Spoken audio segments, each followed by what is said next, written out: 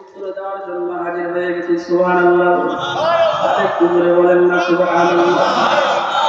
আল্লাহর ফেরেশতা মালিকের দরবারে ডাকতে বলবেন, মালিক আপনার বান্দাকে প্রশ্ন করি, আমি আপনার বান্দা জবাব দিতে চাই না, জবাব দিতে চাই কোরআন। আল্লাহ বলে দেন, এই কোরআন শোনা, কোরআন মানা বান্দার সঙ্গে আমি কেমন আচরণ করব? আল্লাহ রব্বুল আলামিন ডাকতে বলবেন, ফেরেশতা এটা কি সেই কোরআন যেই কোরআনের জন্য আমার নবী সিরাজে আবু তালিবের ভিতরে বন্দী ছিল? ফেরেশতা বলবেন হ্যাঁ। আল্লাহ বলবেন, ফেরেশতা এটা কি সেই কোরআন যেই কোরআনের জন্য আমার বন্ধু আবু জাহেলের হাতে কত চাবুকের আঘাত সহ্য করলো, নামাজের মধ্যে দাঁড়াইলে মাথার উপরে বুড়ি চাপা দিয়ে রাখতো? ফেরেশতা বলবেন হ্যাঁ। আল্লাহ ডাকতে বলবেন, ফেরেশতা এটা কি সেই কোরআন ওই যে মাদ্রাসার মাহফিলের ভিতরে আমার পাগল বান্দাগুলো রাত্রি জাগরণ করিয়া চাদর লাগিয়ে তাকে আলেম ওলামা কোরআনের বাণী শুনলো, রাসূলের হাদিস শুনলো? ফেরেশতা বলবেন হ্যাঁ। আল্লাহ ডাকতে বলবেন, ফেরেশতা আর দেরি করিস না, আমার এই কোরআন শোনা, কোরআন মানা বান্দার কবর জান্নাতের বাগান বানায়া দে। অসত ভিটা সংখ্যা তোমার ঘর, রবে না ইট পাথরের দালান ঘর। এইটা আমার ওইটা তোমার কঠিন ভাগাভাগি, টানাটানি এই যে খেলায় ভীষণ রাগারাগি। ভাই ভাই সম্পদ নিয়ে কথা কথা হয় না, জমি জমা নিয়ে কথা কথা হয় না, কত জমি জমা নিয়ে হারাহারি। এইটা আমার ওইটা তোমার কঠিন ভাগাভাগি, টানাটানি এই যে খেলায় ভীষণ রাগারাগি। এরই মাঝে উড়াল দিবে, এরই মাঝে উড়াল মারে সাধের কবুতর, চিনরাবে না ইট পাথরের হলো না সাজপথ, চিনরাবে না ইট পাথরের হলো না সাজপথ। আওয়াজ দিয়ে বলুন ঠিক কিনা? মুসলমান ভাইরা, এজন্যই 24টা ঘন্টা আমার মালিকের সন্তুষ্টির জন্য নিজের জীবনটাকে উৎসর্গ করে দিতে হবে। জীবনে এমন একটা নিয়ত করতে হবে, আল্লাহ আমি যেন মরণের পর আমাকে মনে ভালো বলে। আল্লাহর নবীজি বলেন, নিয়াতুল মুমিনিনা খায়রুম মিন আমালিহি। বিশ্বনবী বলেন, যদি কেউ ভালো কাজের নিয়ত করে আমার আল্লাহ পাক সঙ্গে সঙ্গে তার আমলনামায় নেকি লিখে দেন। যদি কেউ নিয়ত করে, আল্লাহ আমার যদি 4টা সন্তান হয়, কয়টা? অনেক যুবক ভাই আছে বিবাহ করেন, এরকম যুবক আছে না? যুবক বয়সে নিয়ত করছে, আল্লাহ যদি আমার 4টা সন্তান হয়, 4টাকে বিবাহের পরে 4টা সন্তান হইলে 4টাকেই কোরআনের হাফেজ বানাবো। ওই আল্লাহর বান্দা যুবক যদি বিবাহের আগেই মারা যায়, 4টা হাফেজের বাবাকে যত বড় জান্নাত দেওয়া হবে, আল্লাহ পাক রব্বুল আলামিন ওই যুবককে কত বড় জান্নাত দান করবে। তাহলে নিয়ত কি করবে? যে কালকে ফজরের নামাজ পড়বো না, এরকম নিয়ত করবে? নাকি নিয়ত করতে হবে, আল্লাহ যদি আপনি বাঁচা রাখেন ফজরের নামাজ আমি কাজা। আমাদের ওয়াজ শুনলে কি হবে? বয়ান সারা রাত শুনি, হেদায়েত হয় না। কারণ কি? আমাদের নিয়তের ভিতরে ভেজাল আছে। দৃষ্টিভঙ্গি খারাপ। দৃষ্টিভঙ্গি খারাপ কেমন? এক বেচারা গরিব মানুষ, সমাজে গরিব মানুষ থাকে না? গরিব মানুষ, টাকা পয়সার অভাব, ঋণে পড়ে গেছে, খুব বিপদে আছে। এখন বেচারা চিন্তা করতেছে, আল্লাহ যদি 1 লক্ষ টাকা দিত, তাহলে এই টাকা পয়সা দিয়ে কিছু ঋণ পরিশোধ করতাম, আর কিছু দিয়ে সংসার চালাই।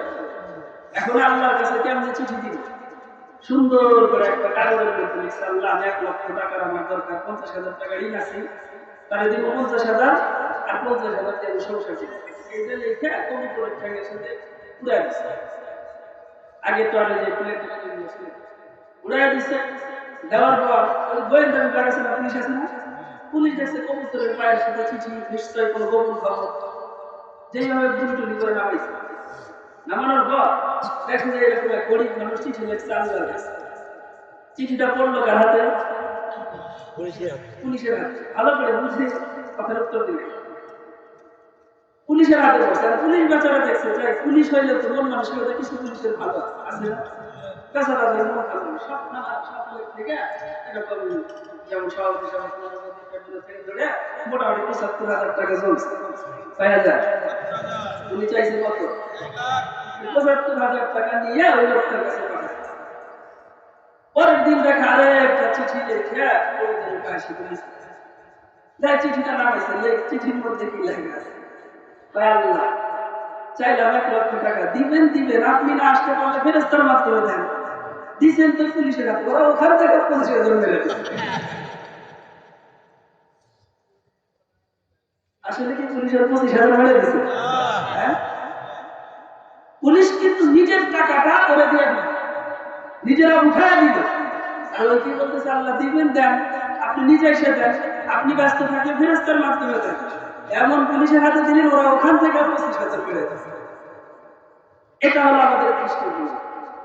আমরা বয়ান শোনার আগে চিন্তা করি আমাদের বয়ান শুনলে কি হবে, তোমাদের বয়ান শুনলে কি হবে, বয়ান শুনলে এরকম ইমাম সাহেবের বয়ান শুনলে যে ইমাম সাহেব একসময় কোরআন হাদিসের কথাই বলে।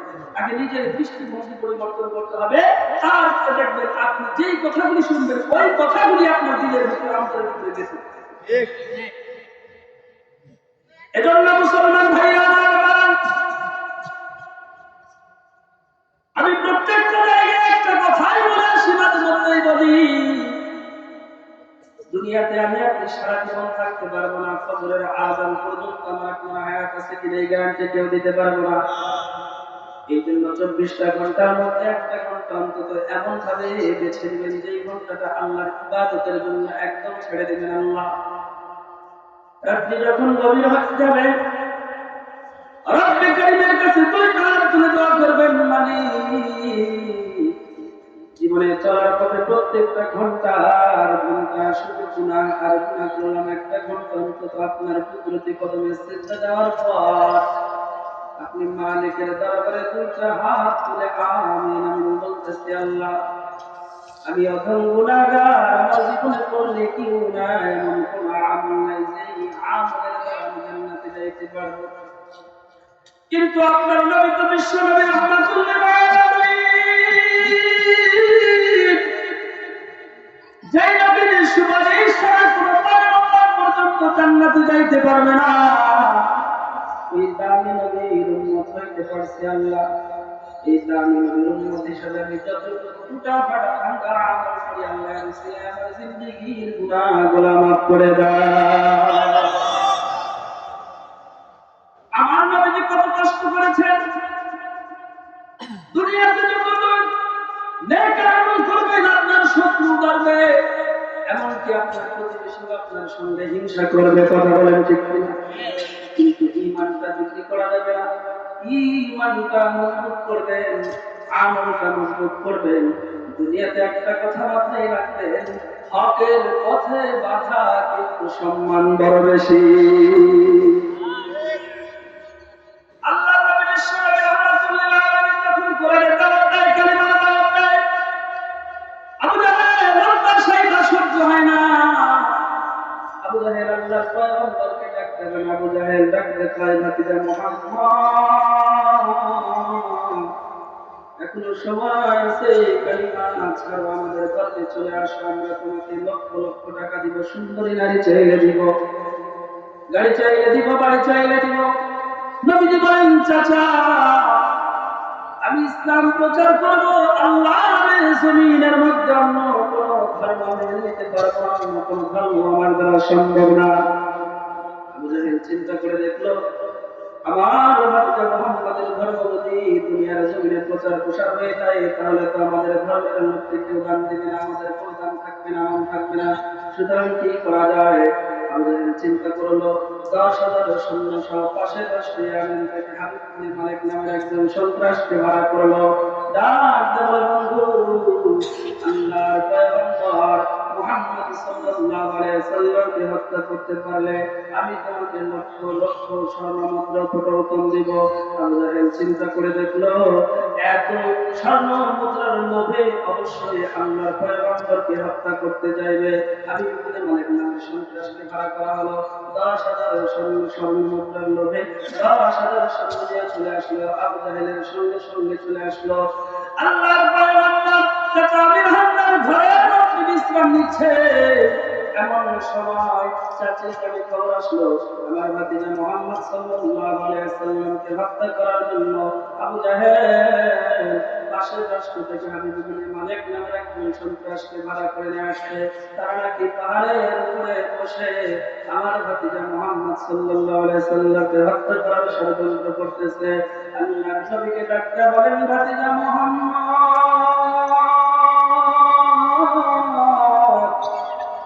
তোমাকে হত্যা করার জন্য আবু জাহেল 10,000 সৈন্য হাবিব ইবনে মালিককে ভাড়া করে নিয়ে আসছে।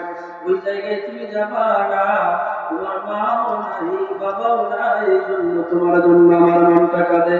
আল্লাহর নবী ডাকতে বলেন, চাচি আমার জন্য টেনশন করবেন না, আমার জন্য ভয় করবেন না। ওই জায়গায় গেলে আমি একা যাব না, আমার সঙ্গে যাবেন আমার আল্লাহ।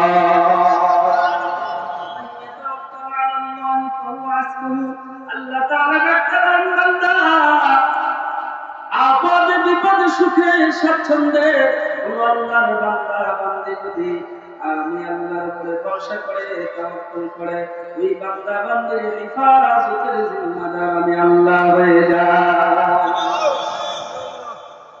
চাচি ডাকতে বলেন, ভাতিজা মুহাম্মদ, হাবিব ইবনে মালিক নামে বড় সন্ত্রাস ভাড়া করেছে, তোমাকে হত্যা করবে। খবরদার ওই জায়গায় যাবা না। এমন সময় দরজায় নক করলো, দরজায় টোকা পড়লো, মুহাম্মদ সাল্লাল্লাহু আলাইহি সাল্লাম বাড়িতে আছো? বলে হ্যাঁ। চলো, আমাদের নেতা তোমাকে ডাকছে। আল্লাহর নবী চলে যায় পাহাড়ের উপরে, দুইটা সামনে চেয়ারের উপরে দুইজন নেতা বসে আছে। একটা চেয়ারে হাবিব ইবনে মালিক আর একটা চেয়ারে আবু জাহেল বসে আছে। দুই নেতা বসে আছে। আল্লাহর পয়গম্বর ওই পাহাড়ের দিকে যাচ্ছে। হাবিব ইবনে মালিক বলেন, আমি যখন ওই পয়গম্বরের চেহারার দিকে তাকাইলাম, পয়গম্বরের চেহারার দিকে তাকাইলাম, কথাটা শোনার সঙ্গে সঙ্গে একটি মুসলমান আল্লাহু আকবার আওয়াজ জোরে দেখতে চায়। আবু জাহেল হাবিব ইবনে মালিক দুইজন বসে আছে। হাবিব ইবনে মালিক বলেন, আমি যখন আল্লাহর পয়গম্বরের চেহারার দিকে তাকাইলাম, একবার আল্লাহর পয়গম্বরের চেহারার দিকে তাকাই, আরেকবার চন্দ্রের দিকে তাকাই। আল্লাহর কসম করে বলি, আমি যখন বিশ্বনবীর চেহারার দিকে তাকাইলাম, বারবার তাকানোর পর আমার মনে হইল ওই যে আকাশে চন্দ্রের মধ্যে কলঙ্ক আছে, কিন্তু আল্লাহর নবীর চেহারার মধ্যে কোনো দাগ নাই। এত সুন্দর চেহারা, এত সুন্দর চেহারা দুনিয়ার জমিনে আমি কোনদিন দেখি নাই।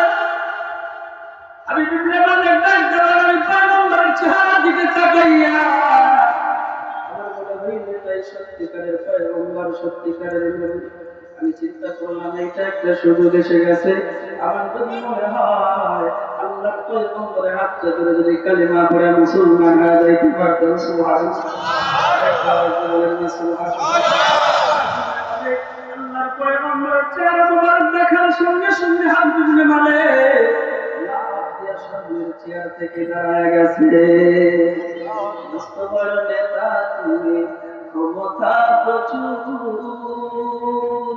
লোকে তোমায় দেখলে বলে হুজুর। এই লোকজন একদিন তোমার, এই লোকজন একদিন তোমার হুজুর করিব না, ওই কবরে যাই যাইবা একা, সঙ্গে কেউ যাবে না। কথা বলেন ঠিক কিনা? আমাদের ডাক্তার ভাই কিরে বন্ধু দাঁড়াইলি কেন? আমি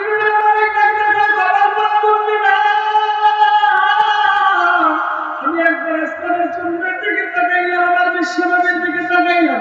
বারবার তাকানোর পর আমার মনে হইল আসমানের চন্দ্রের মধ্যে দাগ আছে, কিন্তু আল্লাহর নবীর চেহারার ভিতরে কোনো দাগ না।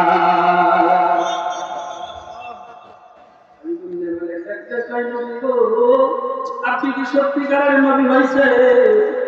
আল্লাহ নবী কয়, আপনার কি কোনো সন্দেহ আছে? বলে না।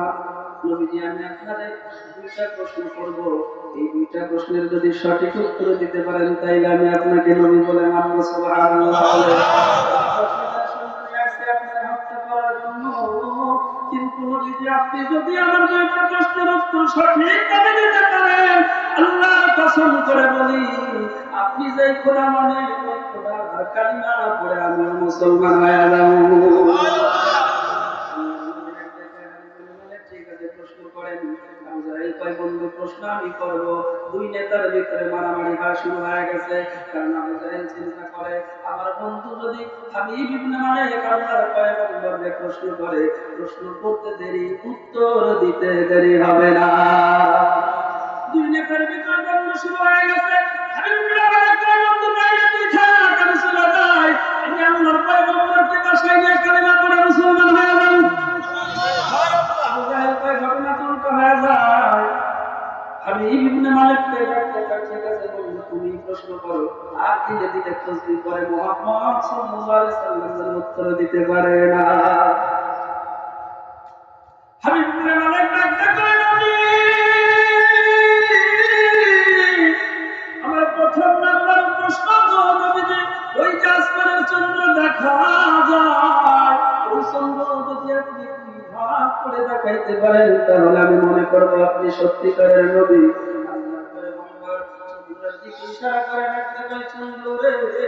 আল্লাহর হুকুমে দুই ভাগ হয়ে যায়, সঙ্গে সঙ্গে চন্দ্র দুই ভাগ থরথর করে কাঁপা শুরু করে দিয়েছে।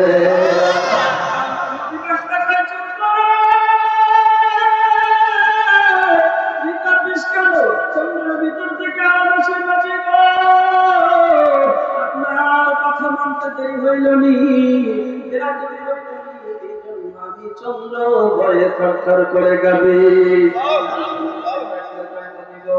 দুই নম্বরের প্রশ্ন, এই চন্দ্র যদি আবার আগের মতো করে দিতে পারেন তাইলে বুঝবো আপনি সত্যিকারের নবী। চন্দ্রে আবার আগের মতো হইয়া যা, চন্দ্র সঙ্গে সঙ্গে আবার আগের মতো হইয়া যা।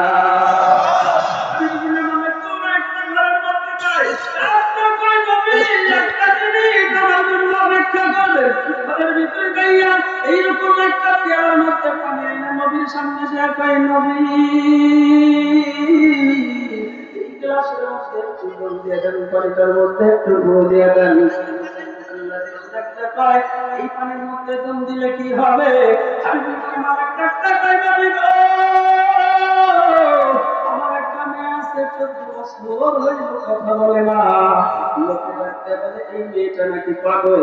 এই জন্য আমি বিশ্বাস হয়ে গেছে নবীজি, এই পানি নিয়ে যদি আমার মেয়েকে খাওয়াই, আমার বিশ্বাস আমার মেয়ে ভালো হইয়া যাবে। আল্লাহ নবী পানির মধ্যে দম দিতে যাবেন, এমন সময় জিবরাইল আমিন ডাকতে পারি, নবী গো পানির মধ্যে দম দিবেন না।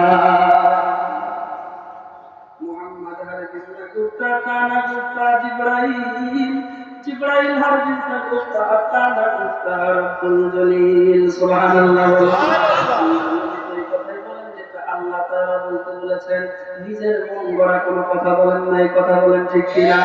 জিবরাইল আমিন ডাকতে পারি, নবী এই গ্লাসের মধ্যে আপনি দম দিবেন না, আল্লাহ নিষেধ করে দিয়েছে। আল্লাহর নবী ডাকতে পারি, আপনার প্রশ্ন কয়টা ছিল? বলে দুইটা। উত্তর পাইছে কয়টা? বলে দুইটা। আমি একটা মিনিট এই জায়গায় দেরি করব না।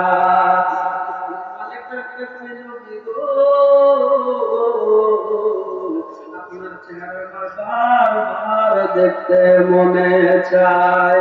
সাল্লাল্লাহু আলাইহি রাসূলুল্লাহ সাল্লাম আলাইহি ইয়া হাবিবাল্লাহ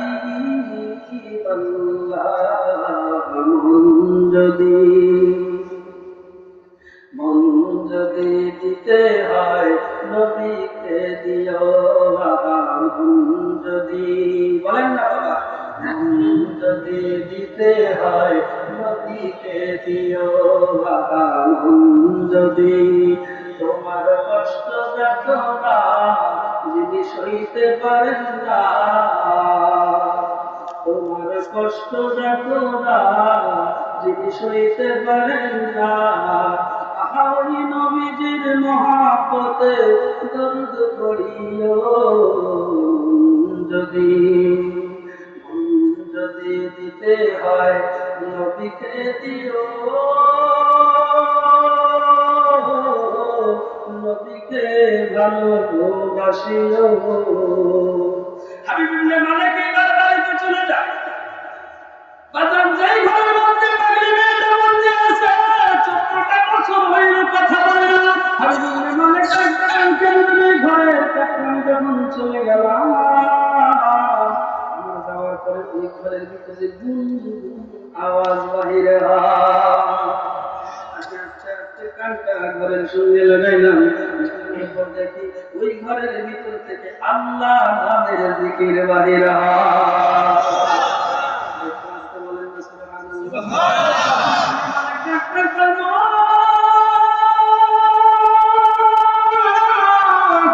সুন্দর করে আল্লাহর জিকির তোমার কে শেখাই আল্লাহু আকবার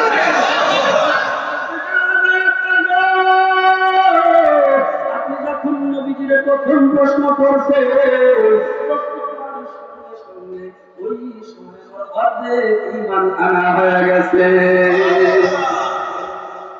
মহব্বত করার দরকার আছে না নাই নবীরে মহব্বত করার দরকার আছে না নাই আজকে আমি নবীর পাগল বলা দেখতে চাই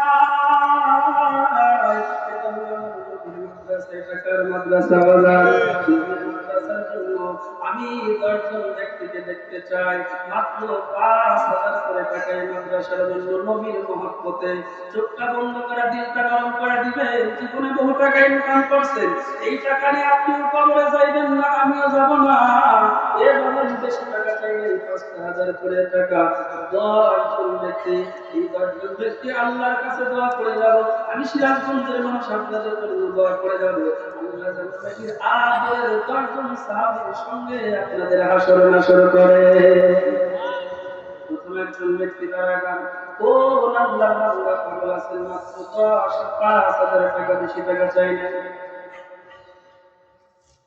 নাম কি নারায়ণ তাকবীর ভাইরা এই তো বিরাস্ত হয়েছে পিছনের ভাইরা ওই যে টুকিয়ালা ভাই এই মাপলাটার পিছনে ভাই আপনার ওই চুপ থেকে আচ্ছা 20 বছরের বয়স 20 থেকে 25 এই 25 এর নিচে যারা তারা তো সবাই যুবক কি বলেন এই যুবক ভাইরা এখন একদম 25 বছরের উপরে কেউ আওয়াজ দিবেন না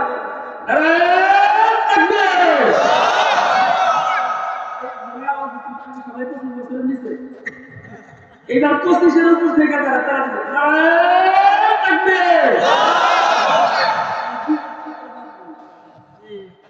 আওয়াজ তো মনে হইতেছে যে আগে পরে আচ্ছা দুজনটা একসাথে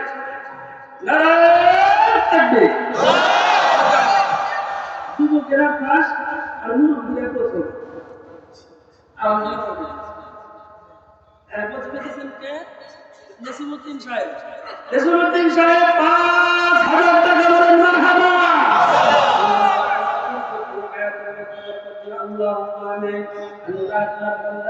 মানুষ নবীর মহব্বতে পড়িয়া 5000 টাকা মাদ্রাসার জন্য দান করলো আল্লাহ মেহেরবানি করে আপনি তার কারণ কবুল করিয়েন সদান নবীর রওজানা দাখিলা আমুদ্দিন আমিন বলে সভাপতি সাহেব তাহলে তো টাকা কম হয়ে গেছে চাচা সভাপতি যদি চাচা আচ্ছা চাচির নামে 5000 আপনি কি একলা জান্নাতে যাইতে চান না চাচির নামে 5000 আরে বাবা আপনার নামে দিবেন চাষির নামে তো দেন চাষির নামে চাষি কিন্তু আমার বাড়িতে ঘরে তুলতে হবে তাহলে আচ্ছা চাষির নামে আর 1000 বেশি চাই আপনি কি 1 লাখ টাকা দিবেন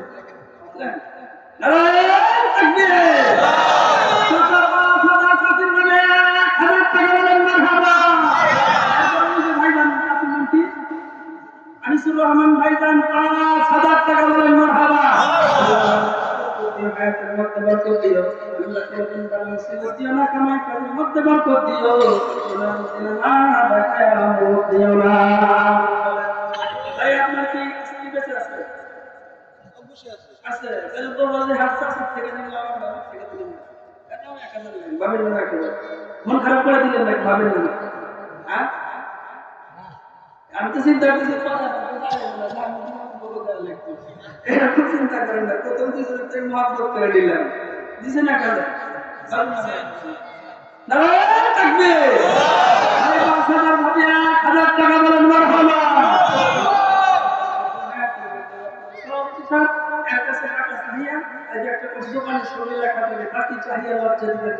আমি দোকান সভাপতি সাহেবের কাছে চায়া নিজেকে লজ্জা দিতে চাই না আমার বিশ্বাস সভাপতি সাহেব নিজের থেকে বলতে পারেন 10,000 টাকা ঠিক না আজকে সভাপতি ছোটখাটো বিষয় মনে করলেন সভাপতি কি বক্তা সে বল যার ফুসারাম না আমি শেষ হবে ঠিক না সভাপতি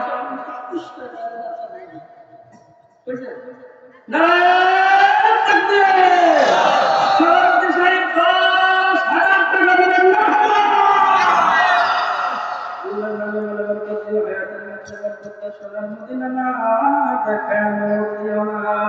আমি তো চিন্তা করতেছি সভাপতি সাহেবের জন্য বলবে বলারা 2 জন বইয়ের জন্য দাবি করবে তুমি আমার জন্য টাকা দিলা ঠিক না এই কথা সভাপতি সাহেবের স্ত্রীর জন্য 1000 টাকা বলেন মারহাবা হায়াতের মধ্যে বরকত দিয়ে কোনদিন বালা মুসিবত দিও না আপন জন দান করে কবর জান্নাতের বাগান বানায় দিও মসজিদের মধ্যে নামাজ পড়লে কান সাইডে না আগে ফেরেশতা সব দিয়ে দেয় ঠিক না আমার ডানে তার ডানে একজন বসা আছে আমি জোর করে বলবো না ভাই যদি 5000 দিয়ে দেয় ও সম্মানিত মেহমান নারায়ণ তাকবীর প্রধান অতিথির আগমন সম্মানিত মেহমান সাহেবের আগমন